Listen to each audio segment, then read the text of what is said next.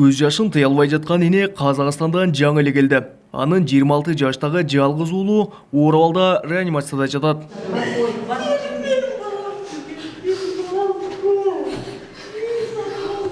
Жабырлануучунун жакындары мыкаачылык менен ур токмокко алган балдар жазага тартылышы керек деп сыздап турушат. Алардын арасынан өзүн жабырлануучунун тайжасы катары тааныштырган Зура Кулмашева буларды айтты.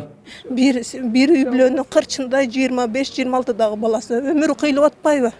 Ошол балдардын группа Сымкат айыл өкмөтүнүн башчысынын баласы экен. Чорный хаммер или джип, хаммер или Геленваген дейби, ошондой айдап тепчүкөн ошол бала баят дедиби, 97-жылкы бала экен. Ал деген мен келтек жеринде больницага жатып алыптыр. Дарыгерлер баланын абалы келгенден бери оор бойдон экенин билдиришти.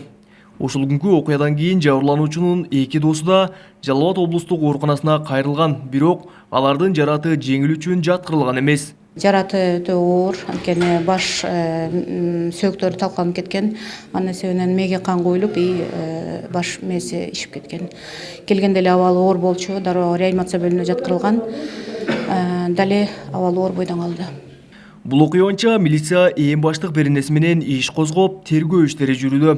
Жалал Абад облустук ички иштер башкармалыгынан билдиришкендей, Чыр-Чатак 9-сентябрда кечки саат 11-лерде Жалал Абад шаарындагы эс алуучу жайлардын биринде болгон. Мушташтан 2 жаран жабыркап, ооруканага жаткырылган. Узак районунун 1997-жылы туулган тургуну кыздуу болуп, өзүнүн досторуна ошол кубанычын тең бөлүшүү максатында майрам уюштуруп берген. Ошол учурда Базар Коргон районунун тургундары эс алуучу жайга келип, ич ара пикир келишпестиктен улам бири-бири менен мушташ чыккан. Натыйжада 1993-жылы туулган Базар Коргон районунун тургуну денесинен жаракат алып, областтык ооруканада дарыланууда.